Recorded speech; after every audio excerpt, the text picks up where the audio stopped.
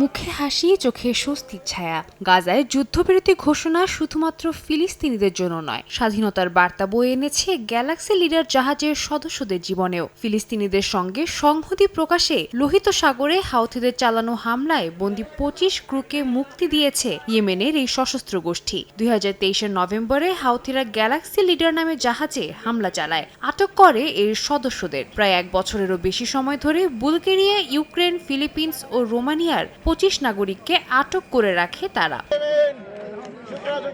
গাজায় যুদ্ধবিরতি কার্যকরের তৃতীয় দিনে ওমানে এই বন্দীদের মুক্তি দেয় হাউথিরা। বুধবার হাউথি মালিকানাধীন আল মাসিরাহ টিভিতে এ তথ্য জানানো হয়। দীর্ঘ সময় পর পরিবারের কাছে ফিরে যাওয়ার সুযোগ পেয়ে আনন্দিত জাহাজটির ক্রুরা।